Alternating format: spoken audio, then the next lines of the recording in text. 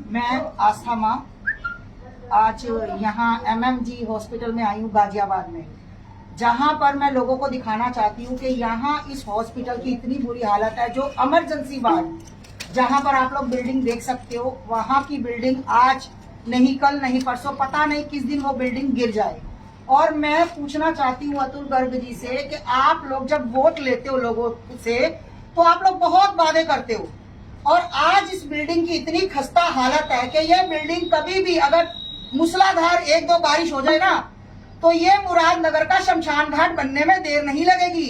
ये तुरंत शमशान घाट में रूप में हो जाएगा। आपने देखा कि मुरादनगर में ऐसी ही जहां पर मेरे 50 से 60 भाई बहन मर गए थे, बेकसूर मरे थे। और मुझे पता है कि आज ये जो बिल्डिंग है, आज इस बिल्डिंग का भी यही हाल होना है। और मैं बता दूं अतुल गर्ग जी आपको कि इस बार मैं मुर्दा घर नहीं बनने दूंगी। मैं बहुत ज्यादा इस बात के लिए चिंतित हूं कि आप लोग आखिर वोट लेकर जनता से करते क्या हो। आप लोग सिर्फ वोट लेकर फीते काटना, पत्थरों पर अपने नाम लिखवाना, वाहवाही करवाना जानते हो। ये कौन देखेगा? शमशान घाट बना हुआ है आखिर ऐसा क्यों? क्योंकि आप लोगों की नलायकियों की वजह से। आज आप कहाँ छुप गए हो मुझे ये बताओ। आज आप लिख रहे हो सॉरी, आप लिख रहे हो श्रद्धांजलि दे रहा हूँ।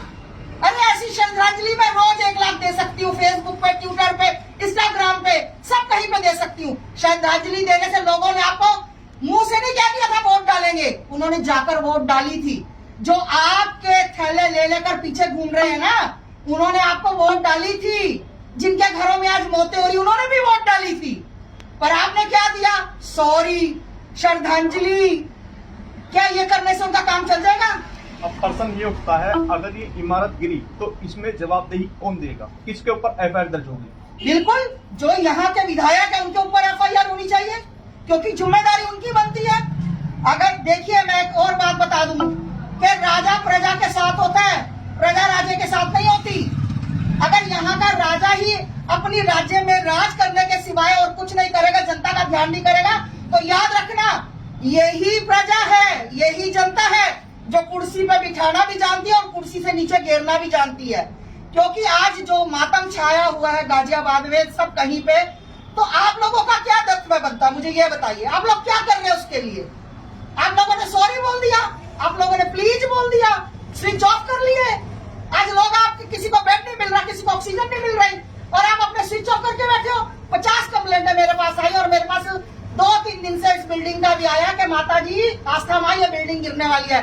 अगर ये बिल्डिंग गिरेगी तो उसके जिम्मेदार अतुल भैया आप होगे और कोई नहीं होगा, क्योंकि आप लोगों का ध्यान सिर्फ वोटों की तरफ होता और कहीं नहीं होता। क्या देते हो आप जनता को? अरे जनता आपसे छोटी छोटी उम्मीदें लगाती है कि हमारा ये कर दो, हमारा पानी नहीं आ रहा, हमारे लिए वो कर दो। आप लोग क्या करते हो? आप लोगों ने आज तक बताओ अपने रिश्तेदारों के अलावा किसको फायदा दिया? आज तक किसको फायदा दिया आज तक मुझे बताओ। आज आपके मामा, फुफ्फी, आपका जीजा, आपका भाई, आपका जो मतलब खून का रिश्ता है, सिर्फ टेंडर, हर चीज सरकारी उनको उपलब्ध कराते हो। आज मुझे एक भी जनता का बंदा बताए जो बैग ले लेकर उठाता है, जो बैग ले लेकर चलता है और झंडे ले लेकर हाथ ऊपर कर करके नारेबाजी लगाता है। आज तक मुझे सभी बताए। मैं तो उन से सबसे पूछना चाहती हूँ कि किस किस को आपने फायदा दिया? आज क्या जनता आपके कामों से सुखी है? आज जनता वोट देकर रो रही है। गर्ग साहब कह रहे हैं कि मेरे पीछे राजनीति हो रही है और जनता बदलाव नहीं चाहती। क्या कहेंगे इसके ऊपर आप? नहीं, जनता बदलाव क्यों नहीं चाहती? ये जनता का बदलाव हो रहा है। हर घर शमशान बना हुआ, ये राजनीति है। किसी को ऑक्सीजन नहीं मिल रही, ये राजनीति है। किसी को बेड नहीं मिल रही, ये राजनीति है। किसको राजनीति कह रहे हैं? इतने लोग मर रहे हैं, उसको राजनीति बोल रहे हो? आज आपने सॉरी बोल दी, आप किसी का कार्ड नहीं आ रहा तो उसको राजनीति बोल रहे हो? शमशान में भी जो लोगों से पैसे लेकर जो है जल्दी संस्कार कराया जा रहा है और वैसे बाकी वेटिंग लग रही है, उस पर क्या कहना है आपका? भैया देखो, शमशान घाट पे मैं खुले में बोल रही हूँ। आज मैं मीडिया के माध्यम से बोल रही हूँ कि मुझे प्रूफ चाहिए। मुझे जिस दिन प्रूफ मिलेगा, चाहे वो शमशान घाट हो, चाहे हॉस्पिटल हो, चाहे केमिस्ट हो, कोई भी बंदा होगा, मैं नहीं बख्शूंगी। अगर मैं कार्रवाई नहीं कर पाई, मीडिया के जरिए उनको नंगा जरूर करूंगी। अरे शर्म करो, शर्म तुम लोग जो अपने हक हलाल की कमाई नहीं खा सकता, जो 10 नाखूनों की कृत नहीं खा सकता, तो तुम हराम की कमाई कहां से बचा लोगे? आज तुम्हें सिर्फ लाशों पे व्यापार करने के लिए मिला। अरे डूब के मर जाओ। आज जनता में त्राही त्राही माम मची हुई, आज जनता मर रही है। और तुम लोग सिर्फ पैसा पैसा सोच रहे हो।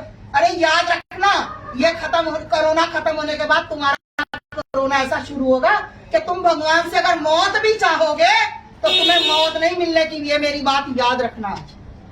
और जो वैक्सीनेशन है उसके लिए भी ठीक से दवाइयाँ नहीं आ रही हैं, या भी बहुत कम स्तर पे दवाइयाँ आ रही हैं, उसके लिए कुछ कहेंगे? बिल्कुल भैया, दवाइयाँ सब कुछ आ रहा है। ये बीच का जो चल रहा है ना काम, ये सही नहीं है। आज डॉक्टर केमिस्ट, मैं तो मुंह पे बोलती हूँ, डॉक्टर केमिस्ट, ये शमशान घाट वाले, बहुत बड़ा षड्यंत्र चल रहा है, बहुत बड़ा। आज एक आदमी दवाई लेने जाता है, उसको 500 वाली दवाई 5000 की भी बोलते हैं ना, तो मजबूरी में, क्योंकि उसका पेशेंट मर रहा होता है। आज 2000 की लकड़ियां शमशान में 5000 दी जाती हैं, पर उसको अपने बंदे को फूकना होता है, उसका संस्कार करना होता है। आज सिर्फ यहाँ पर मजबूरियों का फायदा उठाया जा रहा है, इसके अलावा कुछ नहीं। याद रखना मेरी बात, तुम्हारे साथ वो कुछ होगा जो तुम राजनीति कर रहे हो ना, कि तुम कभी भगवान से मौत मांगो। मैं बार बार बोल रही हूँ, तुम्हें मौत भी नहीं आएगी, और तुम्हारी जिम्मेदारी बनती है।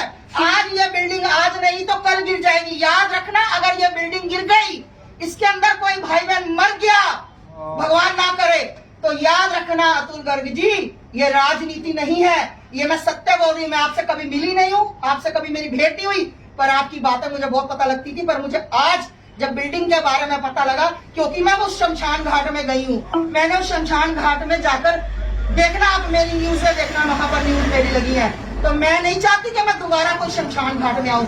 इसको शमशान घाट नहीं बनने दूंगी। इसके ऊपर आप अगर विचार करते हैं ठीक है, नहीं विचार करते भैया तो याद रखना, जो भी कुछ होगा आप इसके जिम्मेदार होंगे। हर हर महादेव।